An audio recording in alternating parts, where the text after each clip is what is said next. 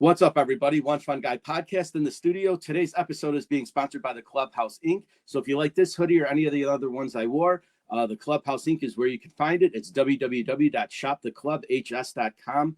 That's www.shoptheclubhs.com. And today I'm super excited. My guest is going to be KAJI with the cult of KAJI. KAJI, introduce yourself.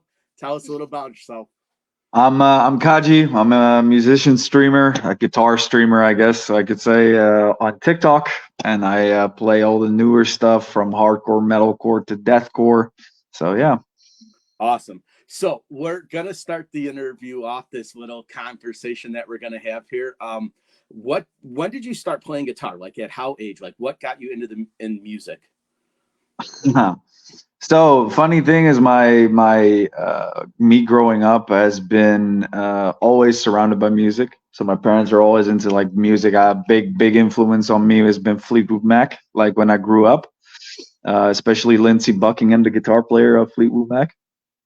And when I was 11 years old, I had to go to a new high school. So they were scouting out. We were going to these places to see which high school would fit me, basically. And there was this one high school that we went to, and they had like a music class. So they were teaching music to kids, basically. And when we went there to view it, the people there were like, playing keyboard and stuff like that. But there was a bunch of guys that were playing guitar, and the teacher was playing guitar as well. And I remember that I basically nudged my mom and said, like, that's what I want to do. And I was, the guitar stuff, like, that's what I want to do. I want to play guitar, basically. And I entered that high school. First thing that I fucking did was like pick up the guitar, and the rest is history. So I've been playing for 22 years. That's awesome. Do you remember your first guitar? What'd you have?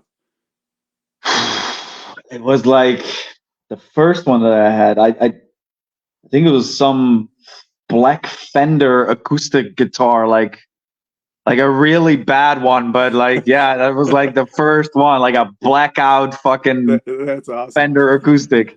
Sure. So you said Fleetwood Mac was a musical influence. Did you have like any others, like stuff that you like grew into? Like, how did you go from like, so I grew up in an Italian household. So my parents played like the Dean Martin, Frank Sinatra, all that through the doo-wop era. My parents were a little bit older, so we had 104.3, the oldies, where I grew up at. So it was everything from Elvis to Jerry Lee Lewis and stuff like that. So like my musical influences kind of started in the rock, old school rock. You said Fleetwood Mac. Were there any other bands that kind of were like, this is where I want to go? And then what kind of drew you to the metal scene? So from my parents' side, like where I grew up was I got familiar with Jimi Hendrix, Fleetwood Mac. So that were kind of the guitar players that I was like. Lenny Kravitz, but I was like not really my thing. Like the thing that really stuck with me was like Fleetwood Mac, especially Lindsey Buckingham, the guitar player of Fleetwood Mac. The way that this guy plays, he just kind of fills up the whole sound basically with just one guitar. It's just very, very filled up. Like the way that he plays, he just fills everything up. And that's always been a thing with me, is like when I play in like a band, I want to play in a way that, I fill the room up. Like it's like it doesn't sound thin or lacking. It's just like when I strike a chord, it just fills the entire thing up, basically. That's always been kind of the goal for me when I'm playing like in a band setting. The guy that I got into when I was playing was one of the first bands or guitar players that I really got into was Zakk Wylde, like so Black Label Society, Ozzy Osbourne and stuff like that. And for the longest period of time, I was like very focused on the way that he played and stuff like that. And then I kind of went into the more desert rock, so like desert rock, like Fu Manchu, Caius, bands like that, basically. Yeah. And then for the longest period of time, like for about 4 years, like when I was playing in my band, I got into slide guitar, and I was combining grunge, desert rock, and slide guitar into one thing, and that's what we made the album of. And only recently when I was live streaming on TikTok and I was still doing like the stoner stuff. Somebody came into the live stream and they said like, "Have you ever heard of Sleep Token?" I'm like, "Yeah, I've heard of them. You should check them out." So on the live that moment, I was literally listening to their new album, Okay. basically like "Take Me Back to Eden," and I was like, "Well, damn, this is exactly the type of stuff that I would do and I would play, like it's like this slow build up with like a huge drop. I've Mm, always I've always written my music like that, like slow build up and then a huge drop basically. And I was like, this is perfect. And then I started to like the first song that I practiced from them was like the summoning.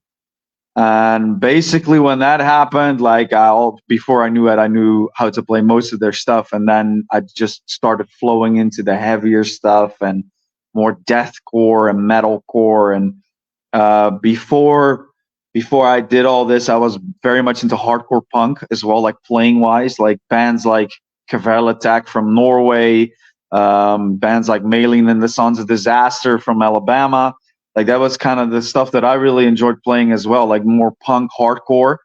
And then I got into Kublai Khan again, and I noticed that Knock Loose was like really blowing up, and so I could go back into hardcore again as well. So that's kind of how that kind of domino effect happened, sure. basically. Yeah, Yeah, that's awesome. So yeah, those bands are great. I was very lucky because when I was in high school playing football, I was introduced to like Megadeth and Pantera like real quick.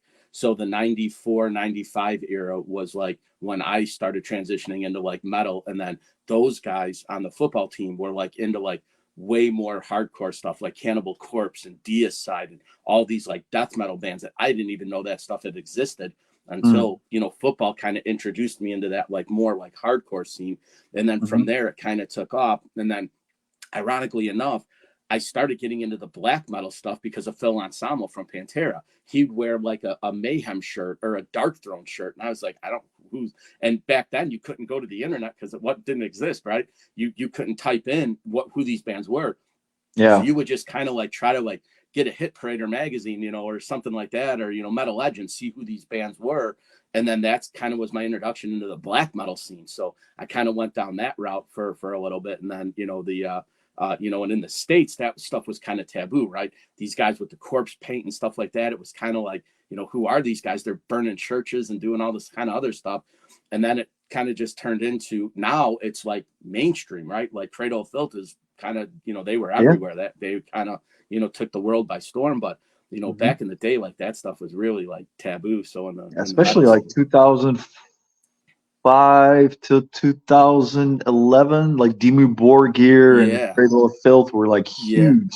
right. They huge. actually, when Demu came to Chicago to play, I actually went to see their show. They had a whole press section in the newspaper about Yeah, like the black satanic music and like this. And I mean, it was an awesome show. It was one of the better shows I had seen, and yeah. they were awesome. But yeah, I remember getting the ticket for that, and like the line was, it sold out real quick just because people were like, that was the first introduction to it. And then we were lucky in the States because we had Ozfest.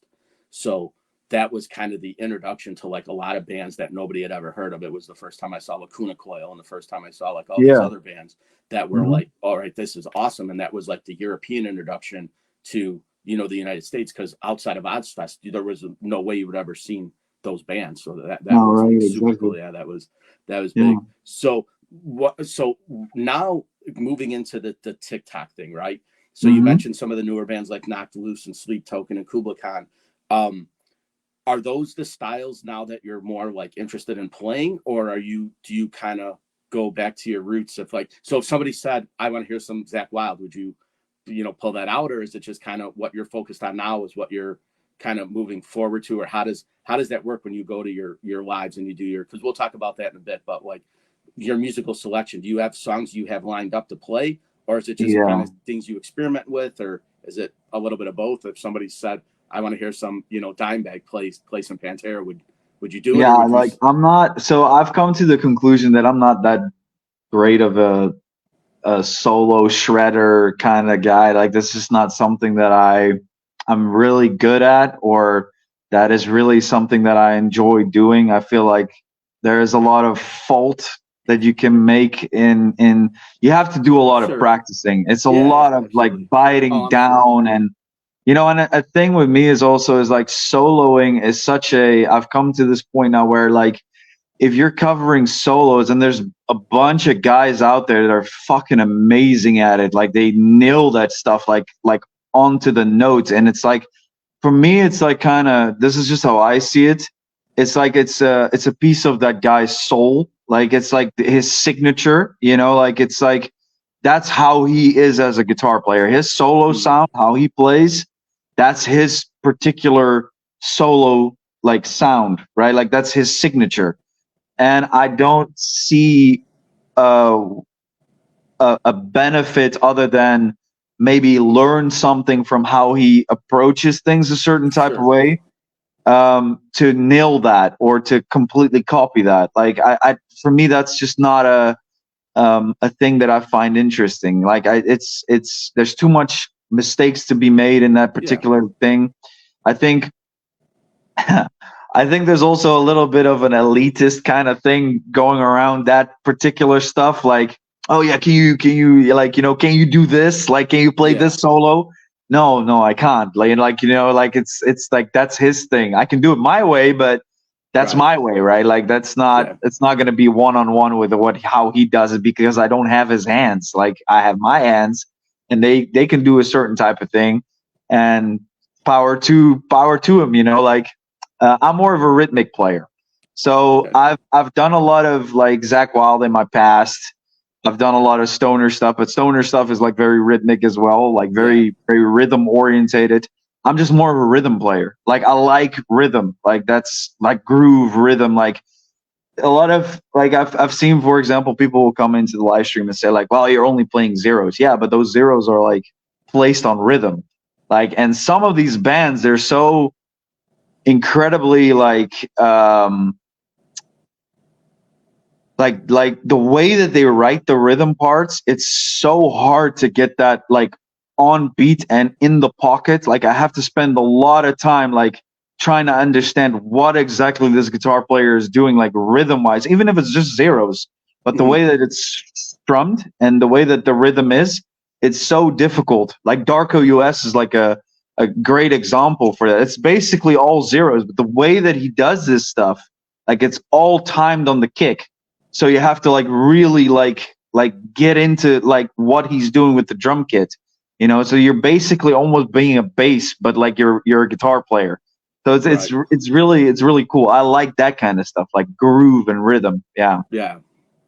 Awesome. So going into to a live stream, Hmm. you practice pretty much every day when you're live. You'll say, I want to adjust this, or if and going back to the beginning of the show with Kaji, he's this is how I found him, right, on TikTok. I was coming across, I follow a bunch of bands. He showed up in a live stream one time and I thought it was awesome, so I followed him. So if you guys don't follow him at Call to Kaji on Instagram or on TikTok.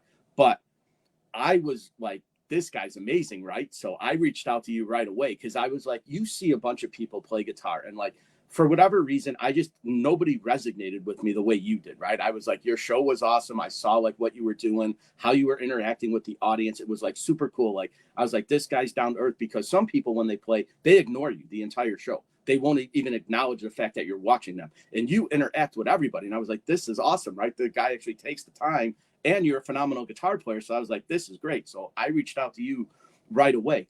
Building the TikTok community, how do you think the structure was for you? Did you start just by playing guitar, or did you try to build a community first and say, this is what I do? How did you go about that? Because I was thrusted into it with my podcast. So I was encouraged by a group of people to start a podcast because it was in my head, but I didn't have any community. I just went kind of like, balls into it. How did you start? I started off like kind of like testing things out basically. Like I started off with playing some acoustic guitar, like some slide guitar that really didn't do much. I had a bunch of people like watching like here and there, but not like anything like it is now. And then I went to doing some like just playing music on stream and just hanging out with people. That went okay. Was not really what I wanted to do. Then I started playing my guitar stuff, like the desert rock. Went okay, like, but not really where I wanted it to be.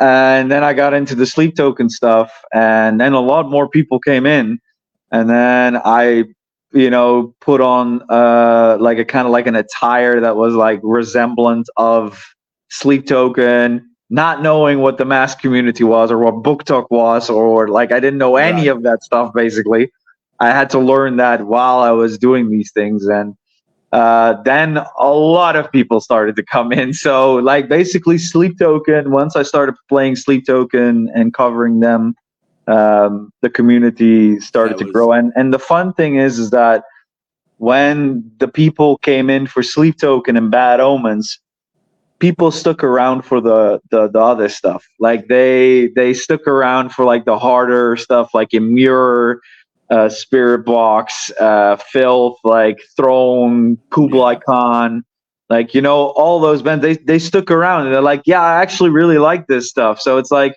once I started like moving a little bit more away from the whole Sleep Token get up, I still cover them like every day because like I mean, it's an amazing band. It's fucking genre breaking and stuff like that. But once I started to move a little bit away from it, people stuck around. Like they like, oh, we like this stuff too, and I'm so fucking appreciative of that. Yeah, we were lucky because we like so in the United States, really, I think the band that kind of was like the groundbreaking to what we call like hardcore now was kind of like Biohazard started doing it in the 90s, but Hatebreed kind of was like the bomb for us, right? When Hatebreed came on the scene, that was kind of like Sworn Enemy was in that mix. Terror. There were a lot of bands like Terror and Shadows Fall. They kind of were like the trendsetters of that. And for us, starting to see that kind of music. Hatebreed were young kids at the time, right? Jamie Jast, I think, was like 20 years old when he started Hatebreed. So they were like a generation, because a lot of the guys were older, like in Biohazard. Those guys were already up in age, and they had toured with Pantera and Megadeth and all those other bands. But Hatebreed was kind of like the that brought the kids back into it, because we had a bunch of the hardcore like punk bands in the 80s and 90s, but like that like heavy riff, heavy music was, I think Hatebreed was kind of like the groundbreaking for us, at least in that genre. We had a lot of those bands, and then a lot of that hardcore stuff that came past that just got heavier and heavier, and that's where like Ymir and like Upon a Burning Body now are they were kind of really doing that stuff really really hard. But in the States, that stuff really didn't pick on. And I know you mentioned the desert rock too with like KAJI. It's like not until Queens of the Stone Age, until Dave Grohl joined the band, right, was kind of they blew up because everybody knew Nirvana.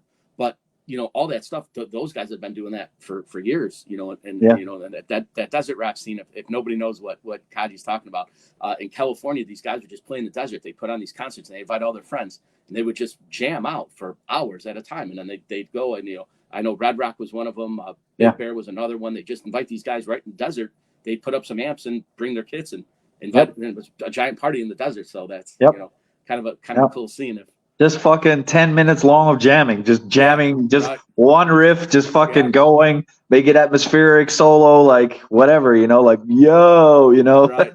Yeah. So a lot of the guys, a lot of my viewers probably are like, well, what's this desert rock they're talking about? But I think like Queens of the Stone Age probably is the band that, like, if you said it, because all two of the guys in the band were in Caius, and then Fu Manchu, and they all kind of tied in. But Dave Grohl, kind of when Queens of the Stone Age came out, and Dave Grohl played drums on their first record, it blew up because of Dave Grohl. I mean, I wouldn't call Queens of the Stone Age desert rock, and like even the album with No One Knows was not. It wasn't desert rock. Yeah, it was like much harder. It's more chunky.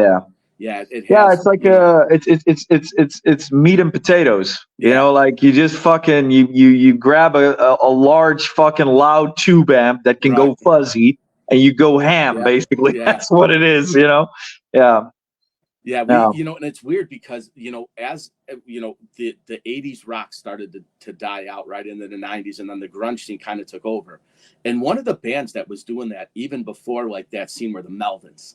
the Melvins kind of had that crunchy, like hardcore sound, where Yeah. like Alice in Chains did their own thing, Soundgarden did their own thing. You know, Pearl Jam and Nirvana obviously were the big ones that come out of that. But like, you know, the Melvins were like, they kind of set the tone for a lot of that, you know, genre, and they don't get the credit they deserve in the music business. Like the Melvins were the, you know, one of the few bands that, you know, had I that mean, sound. like bands like Down, for example, which has been a favorite of mine since I've been into stoner rock. They credit the Melvins all the time. Yeah. Like that's that NOLA sludge, Right. you know, Yeah. that New Orleans sound that they really, yeah, that heavy Yeah. sludge sound, you know. Yeah, Yeah, and they, and you know, and they incorporated too, because Corrosion of Conformity, yeah. when they had started in it, you know, like they had, you know, been a big, you know, example of that. But a lot of things, you know, just kind of turned in that weird like late 90s, early 2000s, you know, where bands that were famous, like people like, you know, obviously Phil is the singer of Down, right? So past Dimebag's passing, Phil starts Down, and then everyone kind of like, but the stoner rock thing had been, you know, huge long before that. You know, everyone just recognized Phil and Pepper Keenan because they were in the two biggest, you know, bands at the time, you know, starting Down. So it's like nothing that Corrosion of Conformity hadn't done for, And you know, Kirk Winstein, like right, fucking yeah, Crowbar, you know, like right, Crowbar, it's yeah, exactly, amazing. yeah, I yeah, Hate God, Jimmy Bauer, like right, yeah. huge. Yeah, and Yeah. then they all, you know, tied in with Superjoint Ritual, which was Phil's Yes. other band. Yeah, Yeah. so you know when This is Superjoint more came out, hardcore. right? Yeah. That kind of was like he brought all his friends along with that. That those guys all Yeah. opened for him. So yeah, it was kind of, you know, that Yeah. genre was awesome. So now moving forward into the TikTok community, and you're playing now. How do you pick bands moving forward? I know you said Sleep Token, Kublai Khan. Who would be the next band that you would be like, okay, does somebody say check out this band, or is it something that like you've heard in the back of your mind and you're like, okay, I want to try this style out, or how do you pick what comes next? So I started to incorporate Darko US like lately. So that's the newest band to the roster that I have, and it's just low, it's just nasty, it's just heavy, you know, like I like nasty, heavy, slow, like just chunky stuff basically. And Right. with me a lot of it has to do with how it sounds. I don't so I'm not I'm a big like overproduced kind of fan. Like if you listen to a lot of Kublai Khan stuff, it doesn't have the sound of like a traditional hardcore record. You know, it's not like it could have been recorded at home and the guitars are like very filtered out. Okay. The mids are very in there. No, it's low. Like there's a lot of bass. Like it's very in your face, like very over compressed, right? It's very in your face. And I like that sound. That's a sound that I really like that Okay. in your face, over compressed, like weigh like a fucking ton, basically. Like that's the kind of sound that I really love. And it's a lot of that. Like, so how does it musically sound? Like, how heavy does it sound? How in your face does it sound? And how are the vocals? Like, do I like the vocals? Do I like do I just like the way that it's produced? You know, like that's kind of Okay. the thing with me that weighs very heavily. Like that's why, for example, I don't like a lot of like really. I don't like that. Like it's Yeah. like it kind of breaks what I want to do. You know, that's why, for example, bands like Kill Switch Engage is not really my thing, you know. Mm-hmm. Great what they do, but it's not really what I like to play. Yeah. And it's funny you mentioned Killswitch, because I think they were, when Howard Jones kind of came into the band, at least here for us, that was kind of like when everyone was like into that kind of like soothing Yeah, hardcore like metal, and it yeah, was weird because that's what got a lot of the females into it. You know, yeah. the Killswitch kind of brought that, you know, that imagery Bullets, into, you know, Bullet that from a Bullet for My Valentine. Valentine too. Yeah, Yeah, they were another one. Yeah, but yeah, it's just it's I was just kind of curious because like with me, how I like find music is like, obviously I use Apple Music, and so if I'm on TikTok or I'm cruising around and I hear a band or something that I like, I'll go and check them out, and that's, you know, kind of how I get introduced to new music, and what I see, you know, is the next thing. And then my big thing that I really like enjoy when I find a band is how they are with the community, right? Like, so I always find now, do they respond to their fans? Do they give you the thumbs up? If you like their stuff, do they because it's probably not them doing it. It's a team of people they hire, right?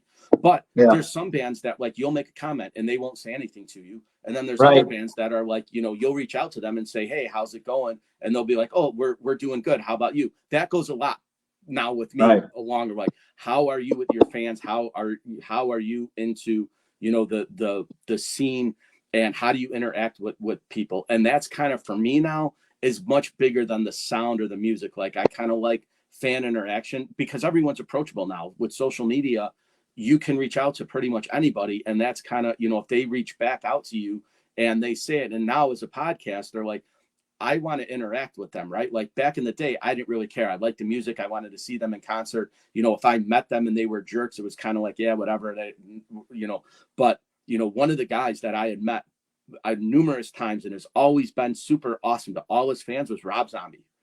The guy takes time to sign everything. He's cool. He's cordial. He never and to me, that was like the true rock star, right? Like, don't be a jerk, right?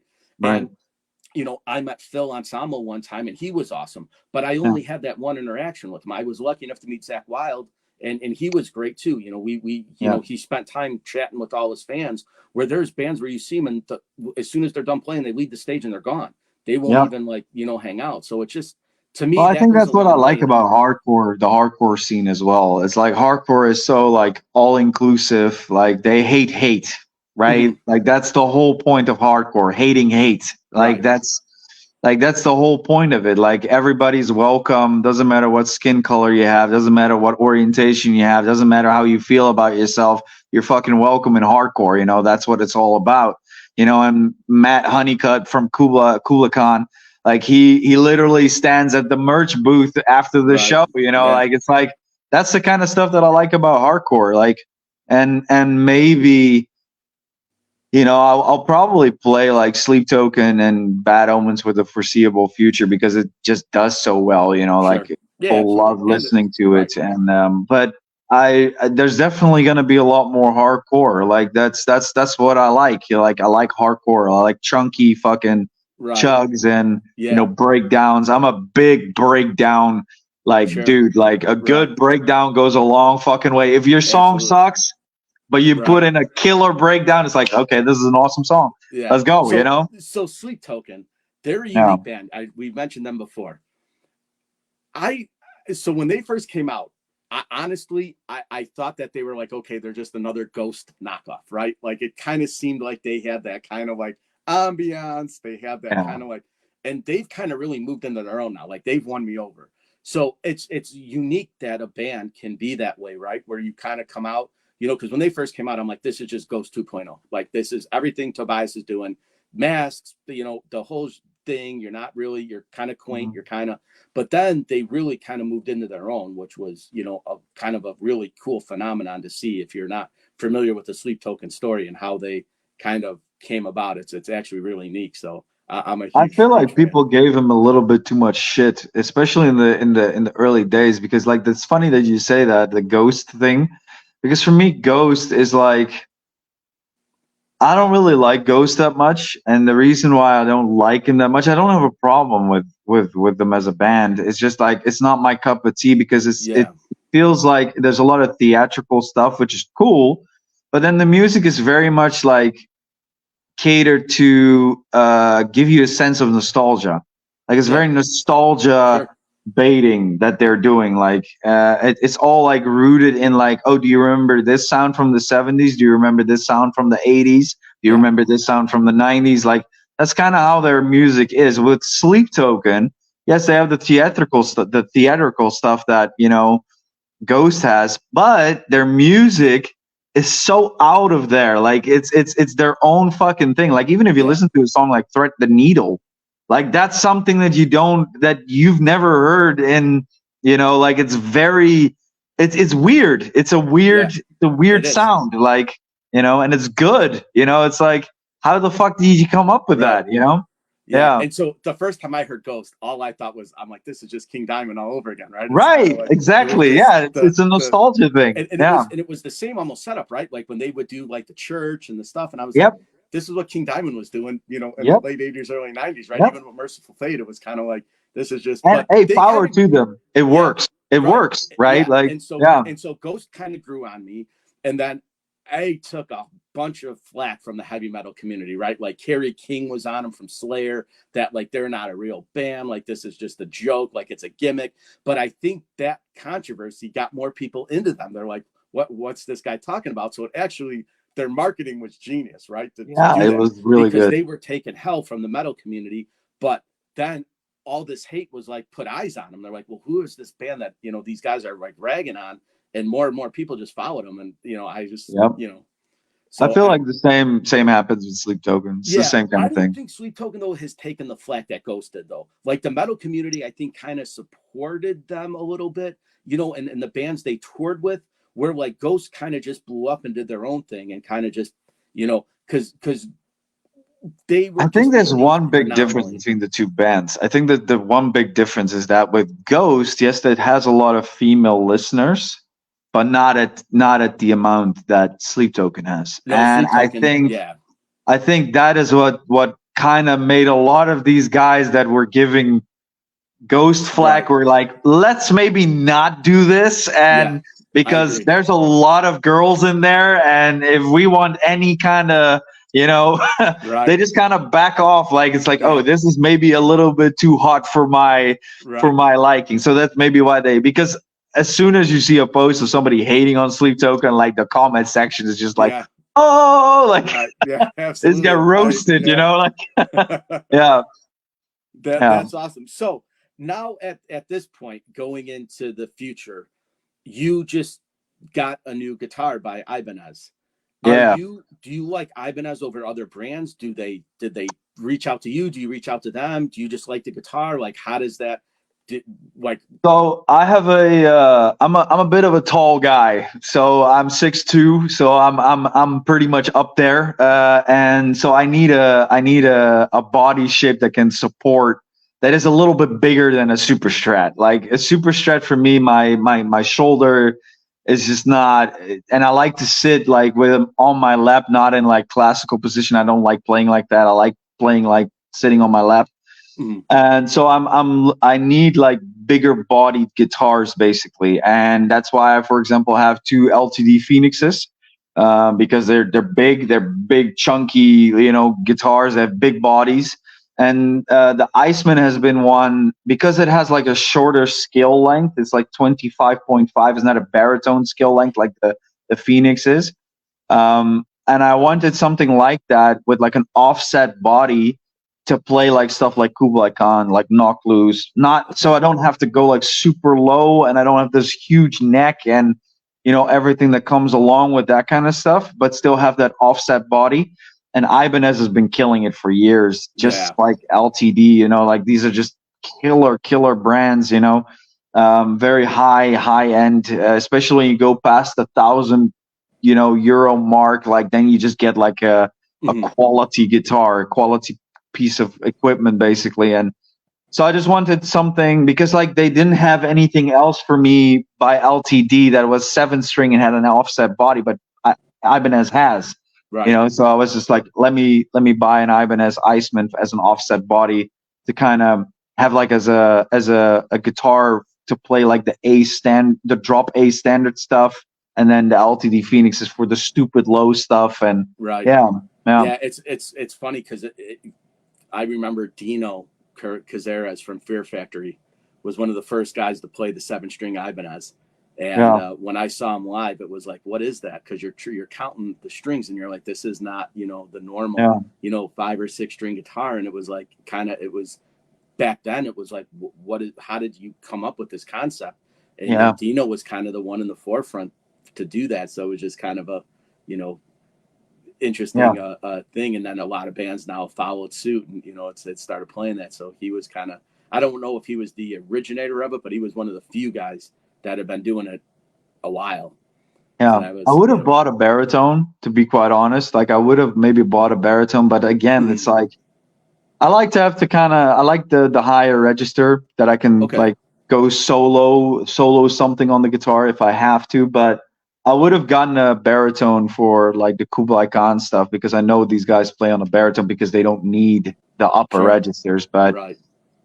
I don't really have. Well, there's one other guitar that I have my eye on for the future, and that's also an LTD. It's a XJ. It's like a Okay. Jazzmaster style body. The LTD one that's new, but it's nowhere. I can't get it here. It's not. Right. It's not in stock. So I went for the Ibanez Iceman this time around because like I needed something. Sure. Yeah. Right. Mhm. So now the music community as a whole, obviously TikTok is a huge platform for you. Would Mhm. you stay on TikTok and continue to play music and grow your community that way, or would Yeah. you feel like joining a band would be Yes. the because I asked this to Jordan. He was my guest on a few weeks ago from the band Darkwater, and I had asked him, and he said, "I love playing live." He's like, Yeah. "So I've just started with social media." He goes, "But it's not for me." Where a lot of the other guys like Johnny Boy and the other ones, I've asked them, I'm like, they're like, it's not worth it for me to join a band anymore.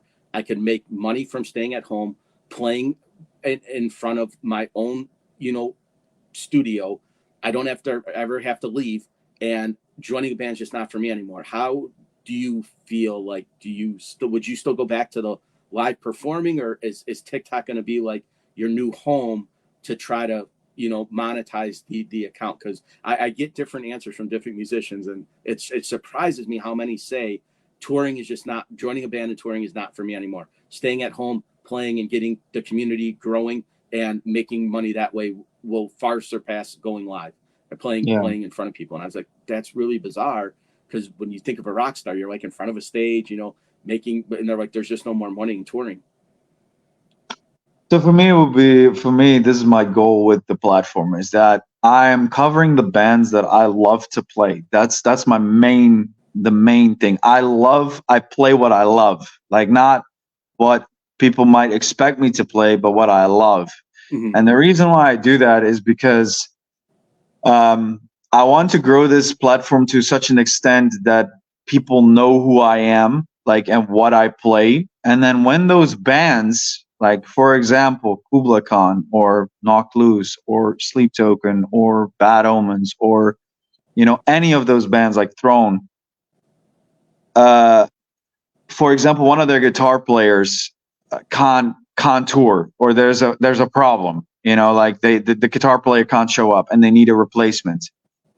They will reach out to me, and I will Yeah, be the replacement guy because I do love playing live, sure. and I do love playing on stage. And I like even now, it's like I know for a fact that Kubla Khan, the guitar player that's normally there, no, I forgot his name, but he has like a back problem and a neck problem, so they're touring with another guitar player, like a fill-in one, Mm-hmm. from Australia of all places, and like that would be something that I would love to do. Like hit me up, like let's Right. go, like So let's do have this any of thing. those bands acknowledged you? Like, do they know you are around, or is that not a I've thing? not yet, Okay. no, not yet, no. All right. So we'll do our best to make that happen for you, because Yeah, that would be that would be awesome because I would that love that to play with these guys. yeah, Love to.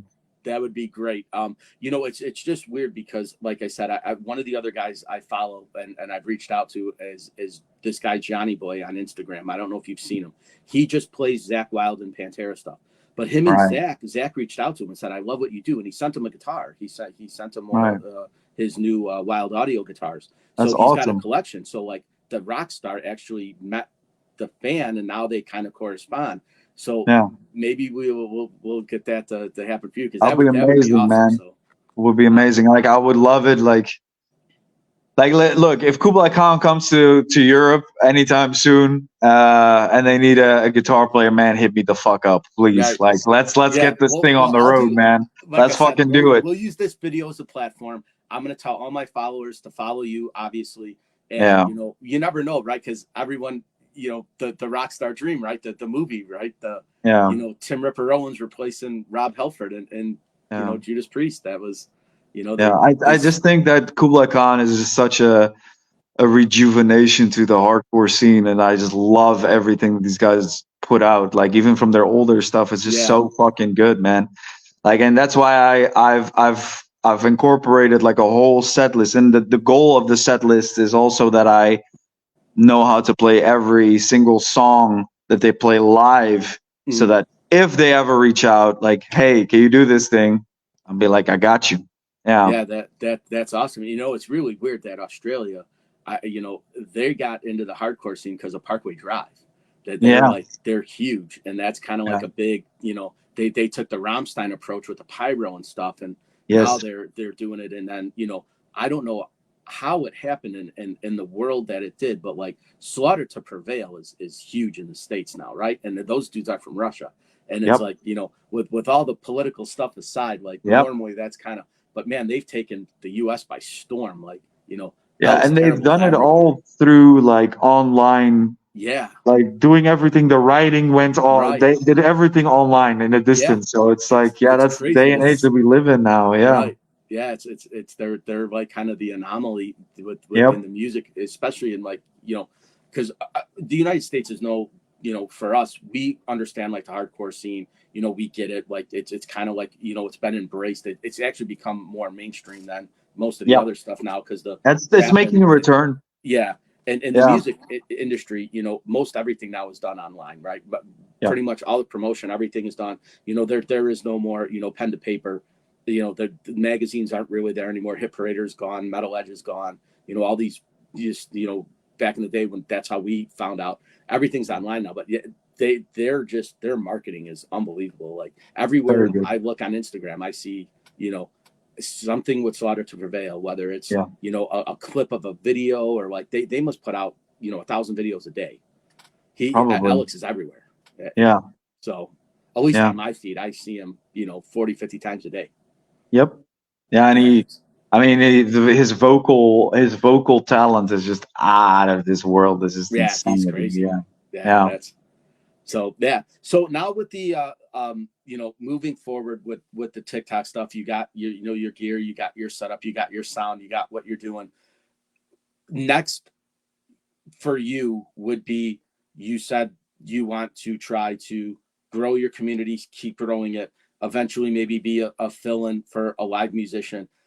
What goes on when you try to plan this out for your next step, when you try to do something and say it doesn't work, like say you get to that point, will you focus more on just staying on social media, or will you focus more on like getting into another band, or is that just something you're just going to have to see where time takes you?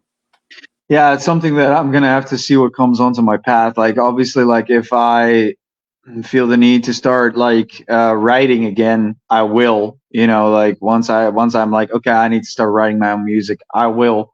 You know, especially if I have people that I'm like, oh, okay, these people want to write stuff, like, you know, then I would write again. But you know, the thing is with with starting a band from scratch, there's a lot of people management involved. There's a lot of people management involved. Like, and you're not always going to see eye to eye, and it's very dependent on the person or the people that you're in a band with, whether they stay or they walk away, or Mm-hmm. you know, like it's just one of those things. It's like, you know, it's a very hard and difficult area to maneuver yourself in, and I would rather just fill in with a band that I know that is already established, then start something like completely over Sure. again. Not to say that I will never do that again.